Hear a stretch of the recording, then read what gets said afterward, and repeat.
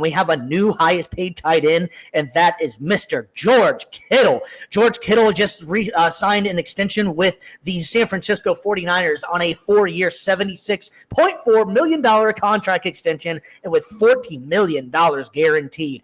Gee, Mike, man, that's a lot of money for Kittle, buddy. Do you think this is the right move for the 49ers? 100%. They already lost Deebo Samuel to the Washington Commanders on a trade. It looks like Brandon Ayuk is going to be out of there soon. So right now they're just banking on young, talented, fast receivers. And it's not a bad move because, you see receivers coming out of the draft, the first year receivers, sometimes they start shining and they don't look back. Obviously, there's other receivers that have a little bit of a struggle and they got to work and they got to keep practicing and repetition to get better. But I feel like the Niners see that, and they're a run-first team anyways. They love to run the ball no matter what. They probably pass the ball way less than most teams do in the league, really. Not saying that they're not effective at it, but they just love running the ball. And when you got George Kittle at tight end, he's an amazing blocker, and he could go out and catch a pass, catch over anybody. Linebackers, corners, safeties, it doesn't matter who you put on him.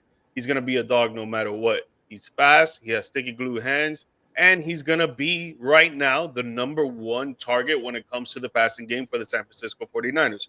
So I feel like it is a good move for them to get him on their extension contract, give him the money that he wants, make sure that he's happy, make sure that he's going to keep working hard and try to be, the number one touchdown scorer when it comes to passing for the 49ers this year. Yeah, Kittle's 41. He's 31 years old. So I think the contract is a good contract for him. It's 4 years, that means if I had to guess that his playing style, this will probably be his last major contract. I don't see him, getting another one after this one. So it's good that he finally got that good money. And that the way it's kind of structured as well is that it's a larger amount of money than Trey McBride just signed, but it's only in like the last year. So it's, NFL numbers are always kind of funny how they, incentives here, incentives there, so made it go a little bit higher. I believe Trey McBride overall is going to be getting a little bit more, but whenever the final year of the contract goes in, it'll be Kittle. Having said that, Kittle is the glue, and it seems like the absolute gel of the San Francisco 49ers. You got Chris McCaffrey and Kyle Shanahan, but it just seems like that Kittle sets the tone every week for whoever is out there. He's one of the most happy-go-lucky, fun guys in the league, and he just seems like absolute great top locker room guy. He's part of the co-founder of the Tight End University. He's been a big movement for the evolution of tight ends. I think George Kittle is absolutely one of the best. So, we just talked about it a couple weeks ago. Trey McBride is now the highest paid. I think George Kittle, they're around about, give or take a couple $1 million. Is George Kittle still A, in his prime, and B, still the best tight end in football? Yeah, I would say so, for sure. For sure, he's in his prime, 100%. Now, when it comes to the best tight end in football, I feel like that's very subjective. You got Trey McBride, you got Brock Bowers. You still got Travis Kelce. Obviously, he's old, but he's still in the league. He's not. He hasn't retired yet, and the list goes on for the tight ends. But I feel like he's up there for sure. I think he's top 3. And going back to like what Trey McBride's going to get for the rest of his career, he'll probably get more money than George Kittle. But George Kittle, he's been to 2 Super Bowls. He knows what it takes to get to a Super Bowl, and that's a full-around, well-oiled machine on offense and defense. And sometimes, you don't win the big prize, and you just get to the finish line, and you don't cross it first.